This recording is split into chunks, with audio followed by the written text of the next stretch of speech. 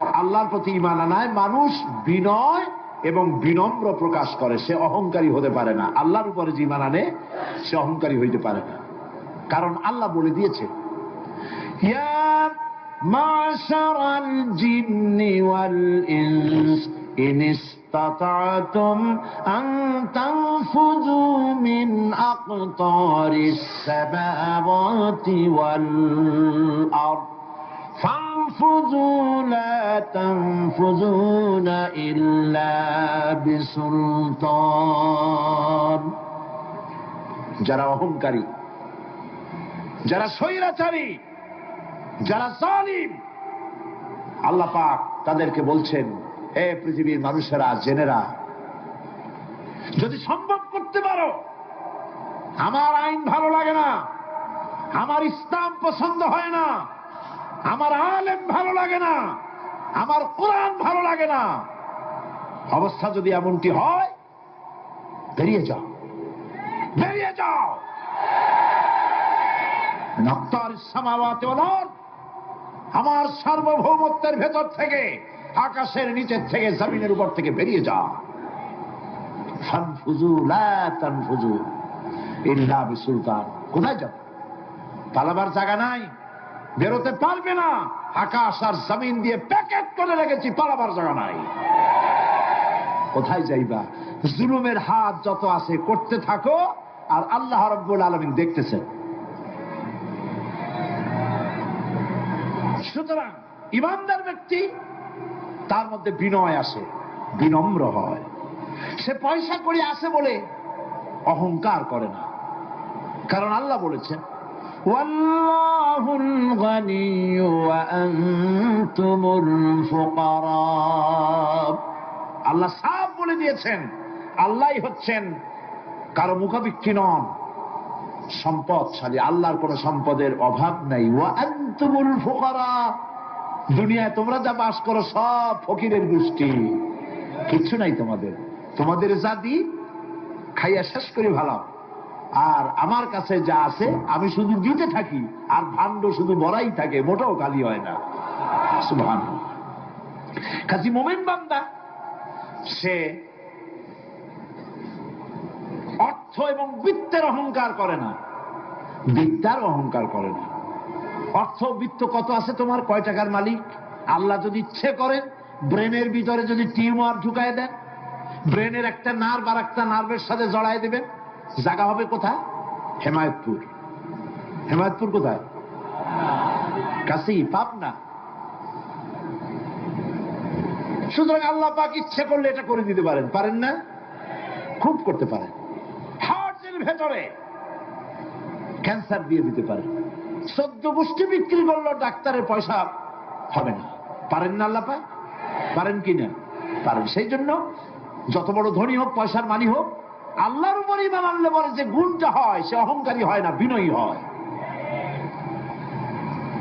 আল্লাহ রাব্বুল আলামিন কোরআনে কারীমের ভিতরে বলে দিয়েছেন লিল্লাহি মা ফিস সামাওয়াতি ওয়া মা ফিল আরদ। যারা সামান্য একটু রাজত্ব পাইয়া, ছোট্ট ছোট্ট একটা দেশের প্রেসিডেন্ট, প্রধানমন্ত্রী, কি হনুরে, এরকম একটা ভাব। আর্মি হাতে, বিডিআর হাতে, পুলিশ হাতে, যা খুশি তাই করি না। আল্লাহ পাক বলছেন লিল্লাহি মা ফিস সামাওয়াতি ওয়া মা ফিল আরদ। আকাশ আর জমিনের একচ্ছত্র মালিকানা কার? চিল্লায় বলুন, আল্লাহ পাকের। সুতরাং তুমি মাতবারি করে কদ্দূর পারবা? বেশি দূর যেতে পারবে না। গ্রামে গোয়াল আছে, গরু রাখে যে জায়গায়, ওই জায়গাটার নাম কি? গোয়াল। গভীর রাত্রে গরুর মালিক শুনতে পাচ্ছে গোয়াল ঘরে খুব শব্দ হচ্ছে। রাখালকে ডেকে বলছে, দেখতো কি, কিসের শব্দ?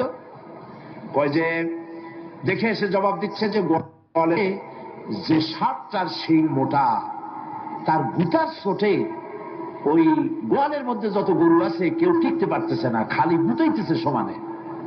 মালিক কয় যে দীর্ঘদিন থেকে দেখতেছি এটার গুতার চোটে সমস্ত গরুগুলি অস্থির হয়ে যাচ্ছে, যা একটা মোটা দড়ি দিয়া, খাট্ট একটা দড়ি দিয়ে খুঁটির সাথে জড়ায় বাঁধতে রাখ গলাটারে। মোটা একটা দড়ি দিয়া গলার সাথে খুঁটির সাথে যদি বাঁধা দেয়, এরপরে খালি ফোঁস করতে পারবে, গুতাইতে আর পারবে না। ঠিক অনুরূপ ভাবে কোন জনপদ থেকে, কোন দেশ থেকে যখন দেশের মানুষেরা, যখন দেশের নিরস্ত্র মানুষেরা, গরিব মানুষেরা যখন আল্লাহর দরবারে গভীর রাত্রে ফরিয়াদ তোলে, আল্লাহ জুলুমে অত্যাচারে জর্জরিত হয়ে গেলাম, মার খেতে খেতে শেষ হয়ে গেলাম, অত্যাচারে অত্যাচারিত হচ্ছি, চিৎকার মারতে থাকে, আল্লাহ পাক তখন তার নজর দিয়ে দেখেন। আল্লাহ তো দেখতেই থাকেন সব সময়ের জন্য। আল্লাহ পাক কার কারণে এগুলি হচ্ছে, আল্লাহ পাক টের পান। শিং কারো কারো মোটা হয়েছে, আজরাইলকে পাঠায় দেন, যাও খাটো দড়ি দিয়ে বাঁধে থো। খাটো দড়ি কোনটা বুঝছেন? 3 হাত, 3 হাত। কব কোনটা? খাটো দড়ি দিয়ে বাঁধে থো। সুতরাং কত বড় বড় রাজা বাদশাহ ক্ষমতা এলো, মানুষের উপরে জুলুম করলো, আল্লাহ পাক তার ইন্তেকাম নিয়েছেন। সেই আল্লাহ এখন আর নাই, নাউজুবিল্লাহ। সে আল্লাহ আছেন কিনা? পূর্ণ শক্তিতে বহাল কিনা? হুয়াল হাইয়ুল কাইয়্যুম। এমন অবস্থা নয় যে বাংলাদেশে কি হচ্ছে আর আল্লাহ টের পাচ্ছেন না। কি বলেন? আল্লাহ রাব্বুল আলামিন বলেন, লা তাখুযুহু সিনাতুন ওয়ালা নাওম। ঘুম নাই, তন্দ্রা নাই। কার? ঘুমানো না, তন্দ্রাও যান না। তন্দ্রা কারে কয়? জি, ঝিমটি, ঝিমানি, যাই বলেন আপনারা বুঝে নিয়ে। ওই যে বসে বসে এরকম এরকম করে, আল্লাহ ওরকমও করেন না। ঘুমো নাই, তন্দ্র। হযরত মুসা আলাইহিস সালাম বলছিলেন যে আল্লাহ তুমি নাকি ঘুমাও না। মুসা আলাইহিস সালাম তো খুব আদরের নবী, আল্লাহ পাকের খুব আদরের নবী, দারুণ আদর। আল্লাহ পাক বলছেন, মুসা আমি তোমারে আমার জন্য বানাইছি। সুবহানাল্লাহ। কোরআন শরীফ আছে, আল্লাহ পাক বলছেন, মুসা আমি তোমারে আমার জন্য বানাইছি।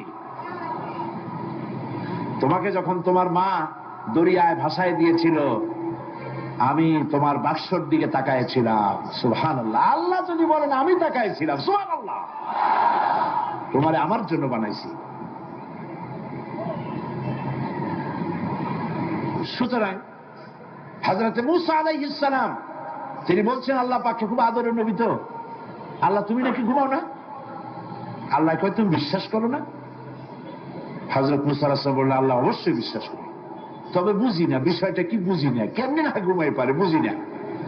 আল্লাহ আচ্ছা ঠিক আছে, তুমি যখন বিশ্বাস করছো তখন আর অসুবিধা নেই, বিশ্বাস না করলে বুঝি হচ্ছিল। পয়গম্বর মানুষ, তাকে তো বলতেই হবে বিশ্বাস করি, তবে বুঝি না। আল্লাহ কয় ঠিক আছে, বিশ্বাস যখন করো আমি বুঝাই দেবো। নিয়ে আসো 1 গ্লাস পানি। 1 গ্লাস পানি নিয়ে আসতে, দাঁড়ায় থাকো। মুসা আলাইহিস সালামকে আল্লাহ বললেন পানি নিয়ে দাঁড়ায় থাকো, আর ঘুমের আল্লাহ করলেন মুসারে ধর। মুসা আলাইহিস সালামের ঘুম এসে গেল। ঘুমের আমেজে হাতটা শিথিল হয়ে গ্লাসটা পড়ে ভেঙ্গে চুরমার হয়ে গেল। হযরত মুসা আলাইহিস সালাম ভয় পেয়ে গেলেন। আল্লাহ পাক শোনায় দিলেন, ভয়ের কোনো কারণ নাই, একটা পরীক্ষার জন্যই দিলাম, তোমার বোঝার জন্যই দিলাম। তুমি যেমন 1 গ্লাস পানি নিয়ে, একটা গ্লাস নিয়ে 1 মুহূর্ত দাঁড়াতে পারলে না, ঘুম আসলো আর হাত থেকে পড়ে গ্লাসটা ভেঙে গেল। মুসারে তুমি বুঝে নাও, তুমি জেনে রাখো, তাম সৃষ্টি জগৎ তোমার আল্লাহ, আল্লাহ রব্বুল আলামিনের হাতের মুঠার মধ্যে রয়েছে। আল্লাহ রব্বুল আলামিন যদি ঘুমায় যান, এই পৃথিবীর আকাশ এবং জমিনের সব ট্রাফিক কন্ট্রোল আল্লাহ পাক নিজেই করেন। যদি তিনি ঘুমায় যান, সব শেষ হয়ে যান। বাংলাদেশে কি হচ্ছে, পৃথিবীর কোথায় কি হচ্ছে তা আল্লাহ দেখছেন না? চিল্লায় বলো, দেখছেন না? সে আল্লাহ রব্বুল আলামিন তিনি পরিষ্কার করে বলছেন, যারা নাকি মুমিন বান্দা তারা অহংকারী হয় না, ক্ষমতায় থাকুক ক্ষমতায় না থাকুক, কোন অবস্থাতেই অহংকারী হতে পারে না। আল্লাহ পাক শোনায় দিয়েছেন যারা অহংকার করে তাদেরকে পরিষ্কার করে বলেছেন, ওয়ালা তামশি ফিল আরদি মারহান ইন্নাকা লান তাখরিকাল আরদা ওয়া লান তাবলুগাল জিবালা তুলা। ওয়ালা তামশি ফিল আরদি মারহান, খবরদার আমার জমিনের উপরে অহংকারের পথে বড় হেঁটো না। দেখছেন না কত আছে অহংকার করে হাঁটে, জমিনের উপরে জুতা পায়ে দিয়ে মচ মচ করে হাঁটতে থাকে। ওয়ালা তামশি ফিল আরদি মারহা ইন্নাকা লান তাখরিকাল আরদা, তুমি কি তোমার পদাঘাত দিয়ে আমার জমিনটাকে ফাটাই দিতে পারবা? বলেন পারবে? যদি শক্তি থাকে দাও লাঠি, তোমার ঠ্যাং ভাঙবে, মাটির কিচ্ছু। ওয়ালান তাখরিকাল আরদা মা, তুমি আমার এই জমিনটাকে ধসাই দিতে পারবে না। আর ওয়ালান তাবলুগাল জিবালা তুলা, আর পাহাড়ের উচ্চতা লাফ দিয়ে তুমি ছাড়াই দিতে পারবে না। আমার জমিনও ফাটাইতে পারবে না লাঠি দিয়া, লাফ দিয়ে পাহাড়ের উচ্চতাও ছাড়াই দিতে পারবে না। তো এত লাফাও কেন? কম লাফাও, শক্তি কম দেখাও। আল্লাহ রাব্বুল আলামিন আবার বলেন, ওয়াইবাদুর রাহমানিল্লাযীনা ইয়ামশুনা আলাল আরদি হাওনা, আল্লাহর বান্দা যারা, সত্যিকারের বান্দা যারা, তারা দুনিয়ার বুকে বিনয়ের সাথে হাঁটে, মাথা নিচু করে বিনয়ের সাথে হাঁটে। সুবহানাল্লাহ, আলহামদুলিল্লাহ। তুই আল্লাহর প্রতি ইমানের সব থেকে বড় লাভ হচ্ছে আত্মমর্যাদা সম্পন্ন বানায়। ইমান তাকে বিনয় এবং বিনম্র বানায়, অহংকারী বানায় না। আর অহংকার করে তুমি যাবা কই? কদ্দুর ক্ষমতা তোমার? আল্লাহ কোরআন শরীফের বহু আয়াত দিয়ে এই কথাগুলি বলেছেন। আর এটা গেল 2। 3 নম্বরে আল্লাহর উপরে ঈমান আনার, আমি কি বলতেছি বলেন তো দেখি, ফায়দা। আল্লাহর উপরে ঈমান আনার 3 নম্বরের ফায়দা হলো মুমিন ব্যক্তির মধ্যে বীরত্ব এবং নির্ভীক ভাব তার মধ্যে এসে যায়। সে নিজে মুজাহিদ, সে বীর, সে কাপুরুষ নয়। সুবহানাল্লাহ।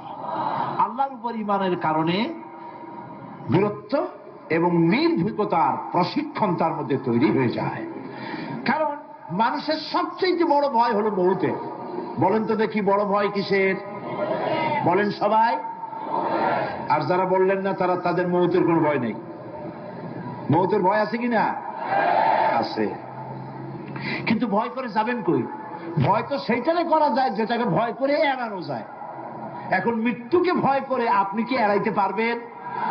পারবেন? আল্লাহ পাক বলছেন মুমিন নির্ভীক হবে, বীরত্বে পরিপূর্ণ হবে, কাপুরুষ হবে না, মৌতের ভয়তে পালায়ে বেড়াবে না। আল্লাহ পাক বলছেন, কুল ইন্নাল মাউতাল্লাযীনা তাফিররুনা মিনহু ফাইন্নাহু মুলাকীকুম, মরণ থেকে পালাও তুমি, মরণ তোমায় লইবে ঘিরি, যদিও সুদূর আকাশ পানে, লুকাও সেথায় লাগিয়ে সিঁড়ি। এ মহারোগের চিকিৎসক নাই, নাই সে ঔষধ জগতে, খুঁজিয়া কাতর হইলে কি হবে, পারিবে না তারে ফিরাতে। মৃত্যু যখন তোমার এসে যাবে, তোমাকে মৌতের হাত থেকে কেউ রেহাই দিতে পারবে না। মৃত্যু তোমার হবেই। সুতরাং মৌত যখন হবে তখন তাকে ভয় করে তো কোনো লাভ নাই। আর মৃত্যু কোথায় হবে, কখন হবে, আমরা কেউ জানি না। জানেন? ওমা তাদরি নাফসুম বিআইয়ি আরদিন তামুত, কোন মাঠে, কোন ময়দানে, কখন মৌত হবে কারো জানা নাই। এই গত নভেম্বর মাসের শেষ দিকে আমি লন্ডন সফর করেছিলাম। এক ভাইয়ের কাছে শুনলাম, আমি অবাক হয়ে গেলাম। তিনি পত্রিকায় দেখে আমাকে বলেছেন, এক লোক 8 তলা থেকে 8 তলা বিল্ডিং এর ছাদের উপরে পড়ে গেছে। 8 তলা বিল্ডিং এর ছাদের উপর থেকে পড়িয়া তার কিচ্ছু হয়নি, হাত পাও ভাঙে নাই, মরেও না, খালি কিছু চামড়া টামড়া ছিঁড়ে গেছে। তাড়াতাড়ি অ্যাম্বুলেন্স আসছে, অ্যাম্বুলেন্সে তাকে নিয়ে গেছে, হসপিটালে নিয়ে যাবে চামড়াগুলো সেলাই করে দেওয়ার জন্য। অ্যাম্বুলেন্সে উঠাইয়া তাড়াতাড়ি অ্যাম্বুলেন্স আসছে, দরজা যেভাবে লাগাইছে দরজাটা ভালোভাবে লাগে নাই। দেখেন নাই মাইক্রোবাসে বা অ্যাম্বুলেন্সে অনেক সময় দরজা এরকম মারে, মারার পরে অনেক সময় লাগে না, যার জন্য ড্রাইভার বলে যে দরজাটা ভালো করে লাগায় নেন, ঠিক না? দরজাটা ভালো করে লাগে নাই। সামনে চলতে গিয়ে এই গাড়িটার ব্রেক কষতে হয়েছে ড্রাইভারের কোনো কারণে। যেই না ব্রেক কষেছে আর অমনি দরজা যেটা লাগছিল না ভালো করে দরজাটা খুলে গেল, আর রুগীটা আটতলা কাছে পড়ছিল, ওইটা ছিল পাশে, সে ছিটকে গিয়ে রাস্তায় পড়লো, আর একটা বাস সামনের থেকে এসে মাটিতে তাদের চ্যাপ্টা করে দিয়ে চলে গেল। শুনে আমার মুখ থেকে বেরিয়ে গেল আল্লাহু আকবার। বলেন আল্লাহু আকবার। কি আল্লাহ পাকের কি প্রচন্ড ক্ষমতা, কি ইচ্ছা তার। মৃত্যুর জন্য সময়ও লাগবে, জায়গাও লাগবে, দুটো জিনিস এক হতে হবে। আল্লাহর যাকে যে মৃত্যু দিবেন, মৃত্যুর জন্য সময় এবং জায়গা দুটোর কম্বিনেশন হতে হবে। আটতলা থেকে পড়বে ঠিক, কিন্তু মরবে না। আজরাইল অপেক্ষা করতেছে রাস্তায়, বাস আসবে যখন। আটতলা থেকে পড়লো, অবিশ্বাস্য ভাবে লোকটা বেঁচে গেল, আর হসপিটালে তার যাওয়া হলো না। গাড়ির দরজা খুললো, রাস্তা দিয়ে পড়লো, আজরাইল দ্রুত তার কাম সেরে চলে গেল। সুতরাং মুমিন ব্যক্তি আল্লাহর উপর ঈমান আনার কারণে দুর্জয় মনোবল সৃষ্টি হয়। কাপুরুষ জীবনে কয়েকবার মরে, সাইকেলের টায়ার বাস্ট হয়েছে শুনে বেহুশ হয়, তারপরে ট্রাকের টায়ার বাস্ট হয়েছে শুনলে কানের তলা ফেটে যায়, বোম বাস্ট হয়েছে আওয়াজ শুনে হার্ট ফেল করে, পাতিশিয়ালের ডাক শুনলে কোনো হুঁশই থাকে না। এই হচ্ছে কাপুরুষদের কাজ। আর ইমানদার ব্যক্তি এগুলি পরোয়া করে না। তার জানা আছে যে আমার নির্ধারিত সময়ের এক মুহূর্ত আগে আমার মৌত হবে না। তো মৌত যখন আমার জন্য অবধারিত, দুনিয়ায় আসছি যখন, মৌত যখন হবেই, সেই মৌত বিড়ালের মতো হোক তা কি চান? পাতিশিয়ালের মতো হোক তা কি চান? আমি তো বলি যে বিড়ালের মতো 500 বছর বেঁচে থাকার কোনো লাভ নাই, সিংহের মতো 5 মিনিট বাঁচুন। মির্জাফরের মতো 50 বছর বেঁচে থাকায় লাভ নাই, খালিদ বিন ওলীদের মতো, সিরাজউদ্দৌলার মতো বেঁচে থাকুন।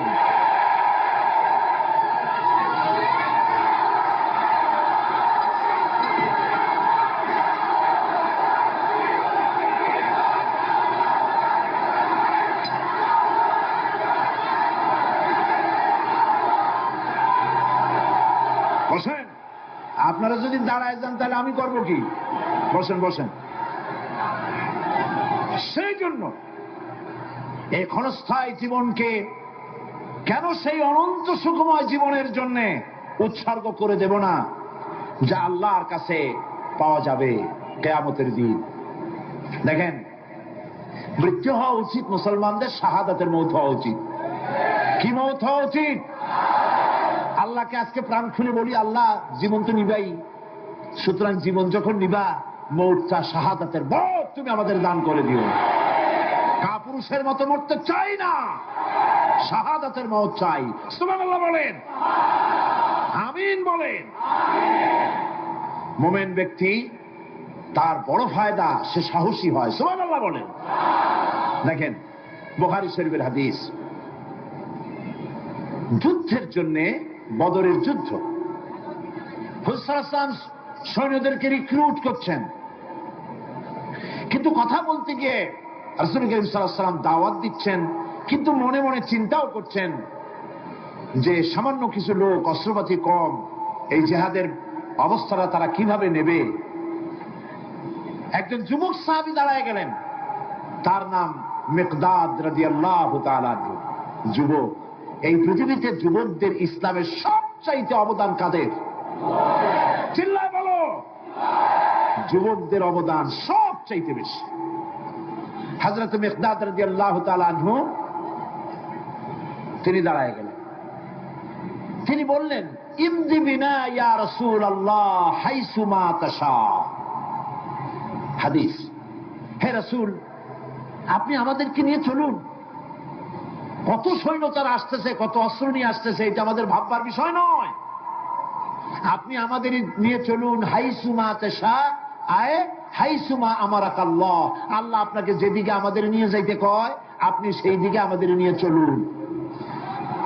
ইন্না লা নাকুলু লাকা কামা ক্বালা বনু ইসরাঈল লিমূসা আলাইহিস সালাম ইযহাব আনতা ওয়া রাব্বুকা ফাকাতিলা ইন্না হাহুনা কাঈদুন।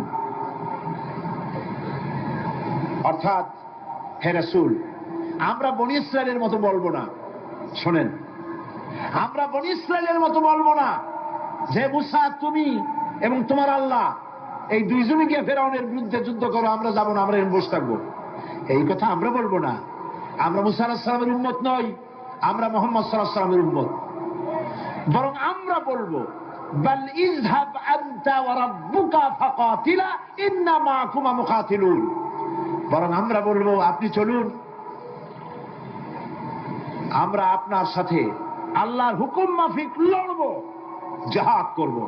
ততক্ষণ পর্যন্ত মা দামাত আইনুম মিন্না তাতাররাফ, যতক্ষণ পর্যন্ত আমাদের চোখের পাতা নড়তে থাকে ততক্ষণ আপনার সাথে থেকে কাফেরের বিরুদ্ধে লড়াই করে যাব। জীবনের পরোয়া তারা করেন নাই, জীবনের পরোয়া করেননি। হুজুর সাল্লাল্লাহু আলাইহি ওয়াসাল্লাম দারুণ ভাবে খুশি হয়ে গেলেন। হুজুর হেজিটেট ফিল করছিলেন যে এই সামান্য কিছু লোক, অস্ত্র নাই, পাতি নাই, এতগুলো লোকের বিরুদ্ধে যুদ্ধ করতে যাবে। যুবকের মুখে এই কথা শুনে হুজুর দারুণ খুশি হলেন। আল্লাহর নবী বললেন, কুমু বিনা ইলা জান্নাতিন জান্নাতুন আরদুহা কারদিস সামাওয়াতি ওয়াল আরদ। ও সাহাবীরা, তোমাদের মনোভাব যখন এই, তোমাদের মানসিকতা যখন এই, চলো আমার সাথে বেহেশতের দিকে, সেই জান্নাতের দিকে যেই জান্নাত আল্লাহর আকাশ আর জমিনের চাইতে অনেক প্রশস্ত। চলো আমার সাথে বেহেশতে, সুবহানাল্লাহ, চলো আমার সাথে জান্নাতে। ফাকামা উমাইর বিন হামাম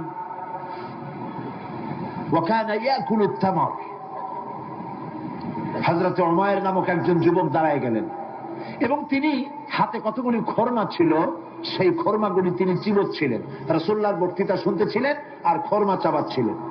খরমা চাবান, বিচিগুলি ফেলে দেন, এভাবে করতেছেন, হাতে কতগুলো খরমা। হযরতে উমাইর বলছেন, ফাকালা বাহ বাহ, অর্থাৎ আয় আযমাহু আয় আহসানাহু। হে রাসূল, আপনি কি সুন্দর কথা বললেন। আপনার সাথে লড়াই করতে যাব কাফেরদের বিরুদ্ধে, সেই লড়াই করলে এমন বেহেশত পাবো যে বেহেশত হবে আকাশ আর জমিনের চাইতেও প্রশস্ত। তাহলে ওয়াল্লাহি হাত্তা আকুলাহুন্না ইন্নাহা লাহায়াতুন তাবিলা। তাহলে আমার হাতে যে খরমাগুলি আছে, এই সমস্ত খরমাগুলি খেতে গেলে কিন্তু অনেক সময় লেগে যাবে। এত সময় বেহেশতে যাওয়ার জন্য আমি তো তর সহ্য করতে পারবো না। ফারামাবিহীন হাতের সব খরমা ভালাই দিলেন, যুদ্ধে ঝাঁপায় পড়লেন। অনেকক্ষণ কাফেরদের বিরুদ্ধে লড়াই করে হযরত উমাইর শাহাদাত বরণ করলেন। রাসূলুল্লাহ তার লাশের কাছে গিয়ে আঙ্গুল দিয়ে ইশারা করে বললেন, ইন্নাকা মিন আহলিহা। উমাইর, তুমি যেই বেহেশতে যাওয়ার জন্য খরমাগুলি খাওয়ার সময় পাচ্ছিলে না, তাড়াতাড়ি করে খরমাগুলি হাত দিয়ে ফেলে দিয়েছিলে, আমি আল্লাহর রাসূল, আমি সাক্ষী দিচ্ছি অবশ্যই আল্লাহর সেই জান্নাত তোমার জন্য অবধারিত। মুমিন ব্যক্তি সে কখনো মৃত্যুর ভয়ে উদ্দেশ্য হাসিল থেকে চুপ করে বসে থাকে না। সে ভয় করে কেবলমাত্র কাকে? সে মৃত্যুর ভয়। মৃত্যু হবেই এবং আমার জন্যে বিশ্বাস রাখতে হবে, আমার জন্যে যদি কোনো বুলেট এর উপরে আমার নাম লেখা থাকে, পৃথিবীর সমস্ত মানুষ আমাকে পাহারা দিয়ে সেই বুলেট থেকে আমাকে রক্ষা করতে পারবে না। আর যদি কোনো বুলেটে আমার নাম লেখা না থাকে, সারা পৃথিবীর সমস্ত মানুষ বৃষ্টির মতো গুলি বর্ষণ করলেও একটি গুলিও আমাকে বিদ্ধ করতে পারবে না। এটার নাম হলো ঈমান। এটার নাম কি? এই ঈমান পেলাম কোথায়? কোথায় পেলাম? কোরআন শরীফে। কোথায় পেয়েছি? আল্লাহ রাব্বুল আলামিন বলেন, وما هم بضارين به من أحد إلا بإذن الله। একথা সুস্পষ্ট, আল্লাহর অনুমতি ব্যতিরেকে বান্দার কোনো ক্ষতি সাধন কেউ করতে পারে না। জোরে বলেন সুবহানাল্লাহ। কেউ কারো কোনো ক্ষতি করতে পারবে না। যেটা ক্ষতি যদি কিছু থাকে কিসমতে, ওটা তো মুকদ্দার ছিল, তকদির ছিল, সেটাই হবে, এর বাইরে কিছুই হবে না।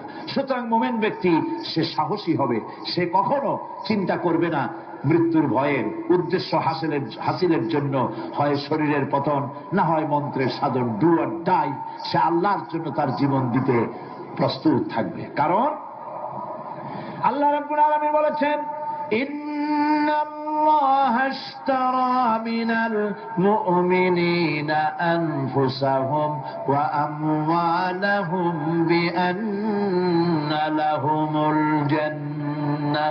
আল্লাহ পাক বলেন, আমি আমার মুমিনের জান আর মালকে আমি খরিদ করে নিয়েছি, বিনিময়ে আমার বান্দাকে আমার জান্নাত দান করে দিয়েছি। জোরে কোন সুবহানাল্লাহ। মুমিনের জান আর মাল কে নিয়েছেন? বিনিময় কি দিবেন? জান্নাত দান করে দিবেন। এটা হলো মুমিনদের আল্লাহর প্রতি ঈমান আনার জন্য 3 নম্বরের কোয়ালিটি। 4th নম্বরে আল্লাহর উপর ঈমান আনলে 4 নম্বরের যে ফায়দাটা, সে ফায়দা হচ্ছে আশাবাদ এবং মানসিক প্রশান্তি।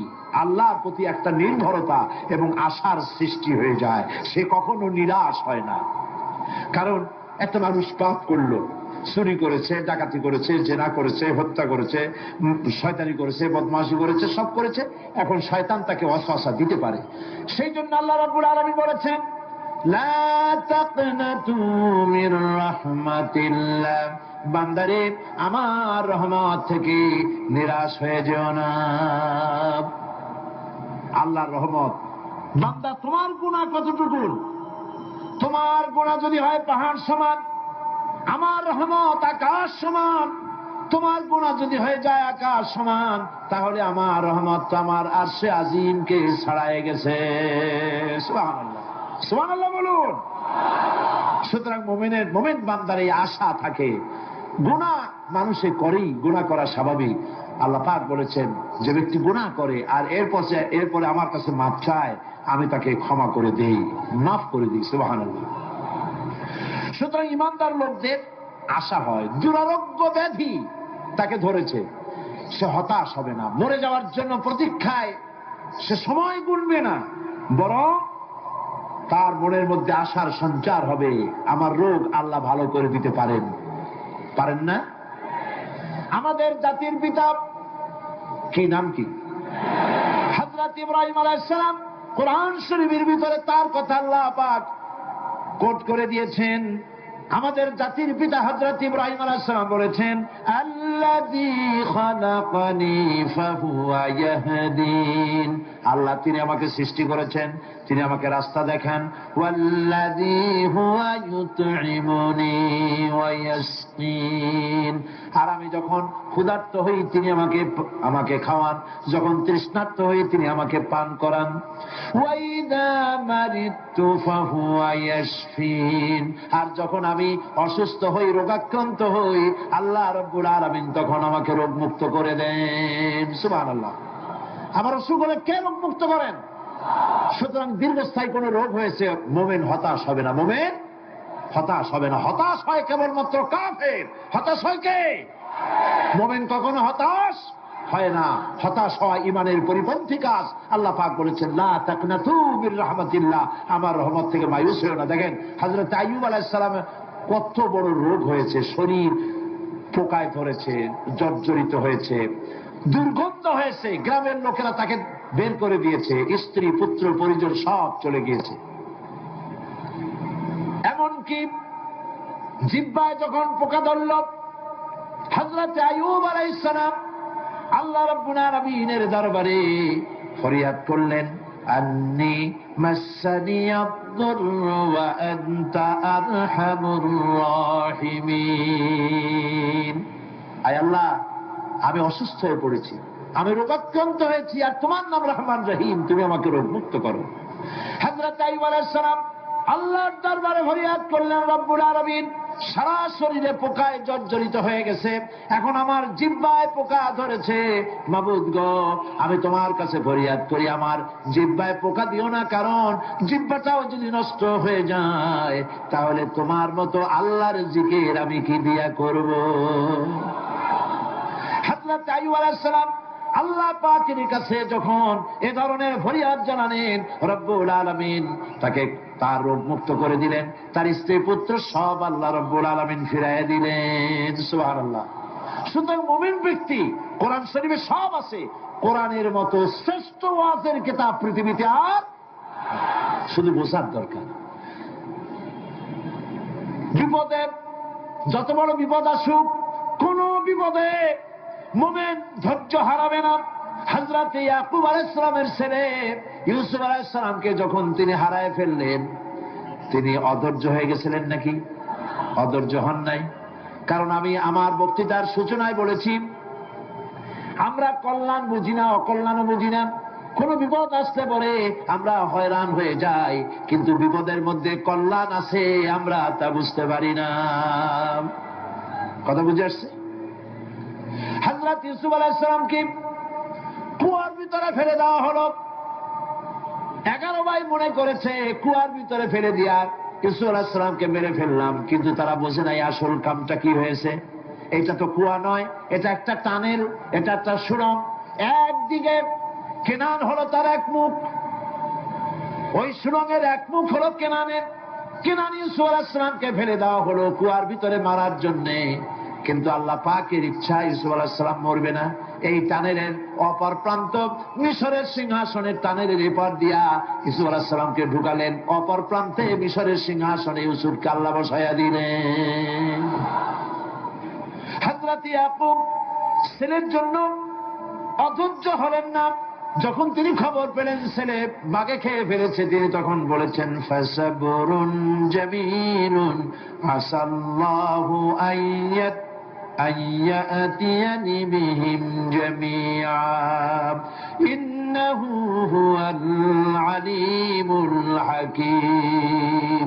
ফাসাবরুন জামিল, আমি উত্তম ভাবে ধৈর্য ধারণ করলাম এবং আমি বিশ্বাস করি আল্লাহ রাব্বুল আলামিন আমার হারানো সবকিছু আমাকে ফিরাই দিবেন। বহু বছর পর যখন হযরত ইউসুফ আলাইহিস সালাম প্রেসিডেন্ট হয়েছেন মিশরের, 11 ভাই গেল সেখানে সাহায্য আনার জন্য। সেই ঘটনা তো শোনাবো না, এমনি বলে যাচ্ছি। এরপরে তিনি তাদেরকে পরিচয় দিলেন, ওরা ভয় পেয়ে গেল। তিনি বললেন ভয়ের কোনো কারণ নাই, লা তাসরিবা আলাইকুমুল ইয়াউম, আজকে আমি কোনো প্রতিশোধ তোমাদের নেব না। সুবহানাল্লাহ। এর নাম পয়গম্বর, এর নাম কি? আল্লাহর নবী। আমি আজকে কোনো প্রতিশোধ তোমাদের নেব না, তোমরা যাও। পিতার অবস্থা তিনি জানলেন, কাঁদতে কাঁদতে পিতার চোখ দুটো নষ্ট হয়ে গেছে। ইয়াকুব আলাইহিস সালাম, হযরত ইউসুফ আলাইহিস সালাম বললেন যাও। নিজের জামাটা খুললেন, গায়ের জামা খুলে বললেন ভাইরা আমার এই জামা নিয়ে যাও, আর আমার আব্বার চোখের উপরে এই জামাটা রেখে দিও। ছেলেরা যখন হযরত ইউসুফ আলাইহিস সালামের জামা নিয়ে মিশর থেকে রওনা করেছে, গল্প নয়, উপন্যাস নয়, আল্লাহ পাকই কোরআন শরীফে সূরা ইউসুফে বলেছেন, জামা নিয়ে মিশর থেকে রওনা করেছেন। কোথায় মিশর আর কোথায় কেনান? কেনানে বসে হযরত ইয়াকুব আলাইহিস সালাম বলছেন, তোমরা যদি আমাকে মতিভ্রম পাগল যদি মনে না করে তাহলে একটা কথা বলি, আমার নাকে এখন আমি ইউসুফের গন্ধ পেতেছি। তোমরা যদি আমাকে মতিভ্রম না করো তাহলে আমি বলি আমি কিন্তু ইউসুফের গন্ধ পেতেছি। সুবহানাল্লাহ। হযরত ইউসুফ আলাইহিস সালামের জামা এনে ভাইরা যখন হযরত ইউসুফের চোখের উপরে রেখে দিলেন, হযরত ইয়াকুবের দুটো চোখ সাথে সাথে আল্লাহ ভালো করে দিলেন। ফাসাবরুন জামিল, ধৈর্য ধরো। ইমানদার ব্যক্তি আশার উপরে তার জীবন বাঁচে, কারণ যত বড় বিপদ আসুক না কেন আশ্রয় পাওয়ার একটা জায়গা আছে, তার নাম হলো আল্লাহ। নাম কি? বলেন আল্লাহ। সবাই বলেন আল্লাহ আল্লাহ আল্লাহ আল্লাহ। হযরত ইউনূস আলাইহিস সালাম মাছ গিলে ফেলে দিল। মাছটাকে গিলে মাটির অতল তলে দেশে চলে গেছে। এত বড় বিপদ পৃথিবীর কোন মানুষের হতে পারে নাকি বলেন? কি বলেন? মাছের পেটের ভিতরে জানালা নাই, দরজা নাই, বেরোবার কোনো পথ নাই। মাছ গেছে পানির অতল তলদেশ। আল্লাহ পাক কোরআন শরীফের ভিতরে মানুষকে শোনান। আল্লাহ ওয়াজ করছেন, সুবহানাল্লাহ বলেন। আল্লাহ পৃথিবীর মানুষকে ওয়াজ করছেন, দুনিয়ার মানুষকে শোনান। আমার ইউনুস তো ধৈর্য হারা হয় নাই। ওয়াযান্নুন ইয যাহাবা মুগাদিবান ফাযান্না আন লান নাকদিরা আলাইহি فنادى في الظلمات أن لا إله إلا أنت سبحانك إني كنت من الظالمين فنادى في الظلمات জমায় কাসির ত্রিবিধ অন্ধকারের ভেতর থেকে হযরত ইউনূস আলাইহিস সালাম চিৎকার মারলেন। মাছের পেটের অন্ধকার, পানির অন্ধকার, রাতের অন্ধকার, ত্রিবিধ অন্ধকারের ভেতর দিয়ে মাছের পেটের মধ্য দিয়ে ইউনূস আলাইহিস সালাম চিৎকার মারলেন। অধৈর্য হন নাই, হার্ট ফেল করেন নাই। তিনি বলছেন, পড়েন আমার সাথে, লা ইলাহা ইল্লা আনতা সুবহানাকা ইন্নী কুনতু মিনাজ জালিমিন। তুমি ছাড়া কোন ইলাহ নাই, কোন উপাস্য নাই, মাবুদ নাই। তোমার পবিত্রতা ঘোষণা করছি।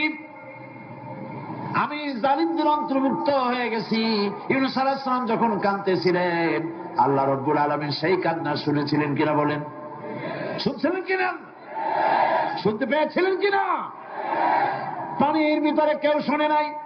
মাছের পেটের ভিতরে ইউনূস আলাইহিস সালাম কিভাবে চিৎকার করছেন, মাছের পেটের ভিতরের আওয়াজ পানির ভিতরে কেউ শোনে নাই, জমিনের কেউ শোনে নাই, অন্তরিক্ষে কেউ শোনে নাই, সাত আকাশের ভিতরে কেউ শোনে নাই।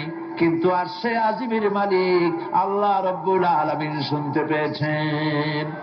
সঙ্গে সঙ্গে রব্বুল আলামিন জবাব দিলেন, ফাস্তাজাবনা লাহু ওয়া নাজ্জাইনাহু মিনাল গাম্মি ওয়া কাযালিকা নুনজিল মুমিনিন।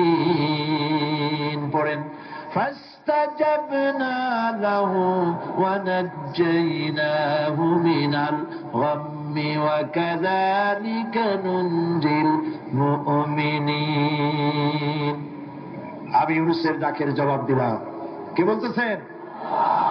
বড় করে বলেন, কে বলছেন? আল্লাহ, সুবহানাল্লাহ। আপনারা কি ভয় পাইছেন? ভয় পেয়েছে মুসলমান? আল্লাহ রাব্বুল আলামিন বলেন, আমি আমার ইউনূসের ডাকের জবাব দিলাম। শুধু জবাব দেই নাই, আমি ইউনূসকে তার মাছের পেটের ভিতর থেকে বাঁচায় দিলাম। মাছের পেটের মধ্যে বেদনা শুরু হয়ে গেল। এমন বেদনা হয়েছে মাছ এখন বমি না করে পারে না। কথা বুঝতে পেরেছি? মাছ এখন বমি না করে পারে না। পানির উপরে মাছ ভেসে উঠল।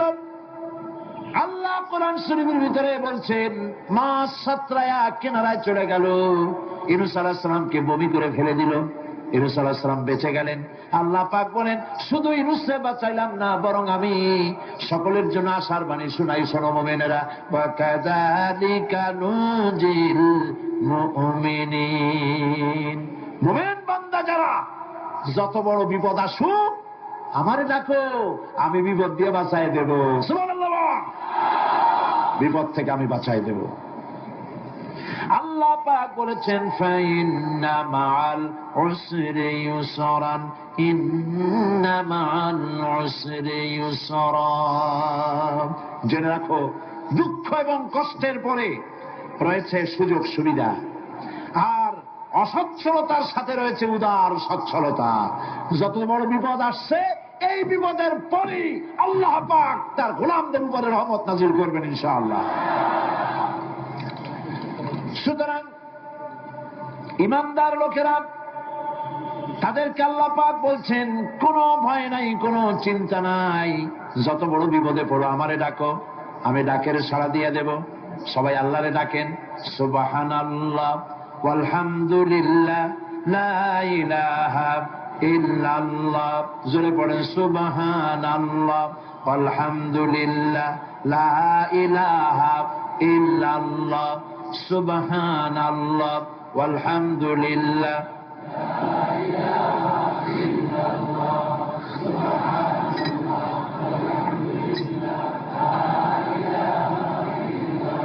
লা ইলাহা ইল্লাল্লাহু মুহাম্মাদুর রাসূলুল্লাহ। আল্লাহর উপর ঈমান আনলে যত ফায়দা হয় এত ফায়দা দুনিয়ায় কোথাও নাই। সুবহানাল্লাহ। আল্লাহর উপর ঈমান আনার ৫ম নম্বরের ফায়দা কয়টা বলছি? 5টা বলছি। আপনাদের অসুবিধা হচ্ছে নাকি? তাড়াতাড়ি শেষ করতেছি। 6টা বলবো। এ হলো ৫ম নম্বর। তারপর আমরা দোয়া করব। দোয়ার দরকার আছে কিনা এই সময়? ৫ম নম্বরে আল্লাহর উপরে ঈমান আনলে পরে আরেকটি বড় ফায়দা, সেটা হলো কঠিন এবং কঠোর বিপদে আল্লাহ পাক তার মধ্যে অবিচলতার এবং ধৈর্য ধরার তৌফিক দিয়ে দেন। সুবহানাল্লাহ। যত বড় বিপদ আসুক সেই বিপদে মুসিবতে আল্লাহ পাক মুমিনদেরকে আল্লাহর উপরে নির্ভরতা শিখায় দেন। সুবহানাল্লাহ। কারণ মুমিনদের জানা আছে যে ঈমানদারদের বিপদ নতুন কিছু নয়, একেবারে আদম আলাইহিস সালাম থেকে শুরু হয়ে আসছে। ঠিক কিনা? আদম আলাইহিস সালামের বিপদ হয় নাই? আদম আলাইহিস সালামের বিপদ কি? শয়তান। তার বিপদ কি? শয়তান ছিল বিপদ। প্রত্যেক নবীর সময়ই মানুষের নবীদের কষ্ট দিয়েছে, তাই নাই? বিশ্বকবি ইকবাল বলেছেন, সতীজা কা রহা হ্যায় अज़ल से ताइमरोज, सतीजा का रहा है अज़ल से ताइमरोज, चरागे मुस्तफा भी से शरारे बुलहबीस। আবহমান কাল থেকে শুরু করে মুহাম্মদ সাল্লাল্লাহু আলাইহি ওয়াসাল্লামের চারাগকে, নূরকে, ঈমানকে, ইসলামকে নিভায় দেওয়ার জন্য আবু জাহেলের গোষ্ঠীরা চিরকাল চেষ্টা করেছে। সব চেষ্টা কর্পূরের মতো উড়ে গেছে, মুহাম্মদ সাল্লাল্লাহু আলাইহি ওয়াসাল্লামের চারাগ টিম টিম করে জ্বলতে রয়েছে। আল্লাহ পাক বলছেন, ইউরিদুনা লিইউতফিউ নূরাল্লাহি বিআফওয়াহিহিম ওয়াল্লাহু মুতিম্মু নূরিহি ওয়ালাউ কারিহাল কাফিরুন। ওরা চায় মুখের ফু দিয়া, কারা? কাফেরেরা। ইসলাম সহ্য করতে পারে না যারা, ওরা চায় মুখের ফু দিয়া আমার আলোটাকে নির্বাপিত করে দেবে। আল্লাহ পাক বলেন, ওয়াল্লাহু মুতিম্মু নূরি, আমি আমার নূরকে পূর্ণতা দান করব। তাতে কাফির বেঈমানদের মনের ভিতরে যত জ্বালা হোক, যন্ত্রণা হোক, ওদের কলজা যত পুরুক, ইসলাম তার বিজয় পতাকা নিয়ে উড়বে, কেউ ঠেকাতে পারবে না। আল্লাহ রাব্বুল আলামিন, আল্লাহ পাক বলছেন, ওয়াকাযালিকা জাআলনা লিকুল্লি নাবিয়্যিন আদুওয়াম মিনাল মুজরিমিন। আর এমনি করে আমি সকল নবীর শত্রু বানিয়েছি সব পাপিষ্ঠ অপরাধ প্রবণ লোকদের। শুনছেন কথা? শোনেন নাই? আল্লাহ পাক বলছেন, দুনিয়ার সব নবীদের তাদের জন্য আমি শত্রু বানাইছি। কাদেরকে? যারা সবথেকে বেশি পাপিষ্ঠ, অপরাধ প্রবণ। এরা হচ্ছে নবীর দুশমন। এরা সব নবীদের সাথে দুশমনি করেছে। আজও দেশের আলেমদের সাথে দুশমনি করে সবচাইতে বড় পাপিষ্ঠরা। এটা কোরআন। এটা কি? কোরআন। জোরে বলেন, এটা কি? আল্লাহ রাব্বুল আলামিন বলছেন, ওয়াকাযালিকা জাআলনা লিকুল্লি নাবিয়্যিন আদুওয়াম মিনাল মুজরিমিন। সব পাপীরা, পাপিষ্ঠরা আমার দ্বীনের দাওয়াত যারা দেয় তাদেরকে জীবনের দুশমন মনে করে। কেন? শোনেন, আমি কার ওয়াজ শোনাচ্ছি? কার ওয়াজ শোনাচ্ছি?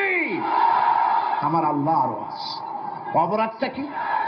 নবীদের বিরুদ্ধে, নবীর ওয়ারিস ওয়ারাসাতুল আম্বিয়া কারা, তো তাদের বিরুদ্ধে তাদের অপরাধটা কি?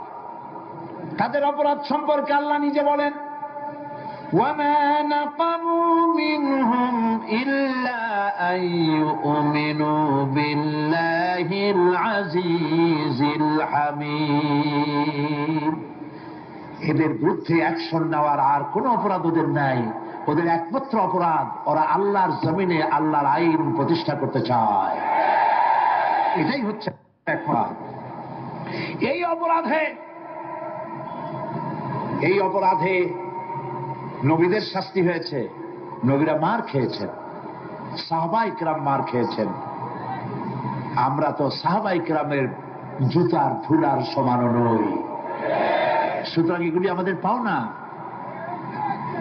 এই রক্তের বিনিময়, জীবনের বিনিময় আল্লাহ পাক তার দ্বীনকে প্রতিষ্ঠা করবেন ইনশাআল্লাহ।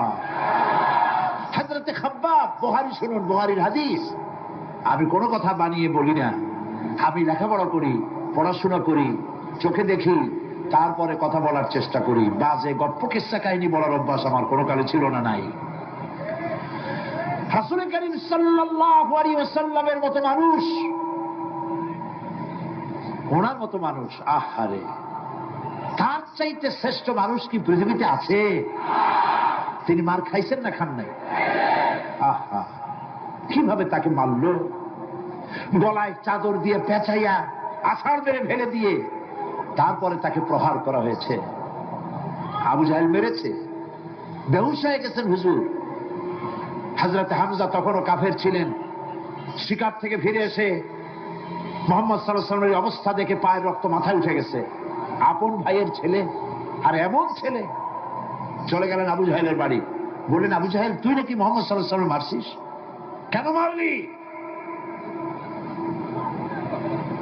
তুমি তো ভালো কথাই বলো, সব সময় বলেন সত্য কথা বলো, মানুষের উপকার করো, এতিমকে আশ্রয় দাও, এত সুন্দর সুন্দর ভালো ভালো কথা বলেন। তার মতো ভালো মানুষ তো দুনিয়ায় দেখি নেই। মারলি কেন? তুই কি মনে করছিস যে আব্দুল্লাহ মারা গেছে বলে এতিম হয়ে গেছে মুহাম্মদ সাল্লাল্লাহু আলাইহি ওয়াসাল্লাম? তোর মনে রাখা উচিত, আব্দুল্লাহ মারা গেছে, হামজা মরে নাই। হযরত হামজা ধনুক বাইর করলেন, এক বাড়ি মারলেন মাথার উপরে, মাথা ফাটা রক্ত বেরিয়ে গেল। হামজা হন হন করে হেঁটে এলেন রাসূলের কাছে। হুজুরের অসুস্থ দেহ মোবারক কোলে উঠায় নিয়ে বললেন, বাবা। তার মস্তক মোবারক কোলে উঠায় নিয়ে বললেন, আমি আবু জাহেলের মাথা ফাটিয়ে রক্ত বের করে দিয়ে এসেছি, তুমি একটু খুশি হও।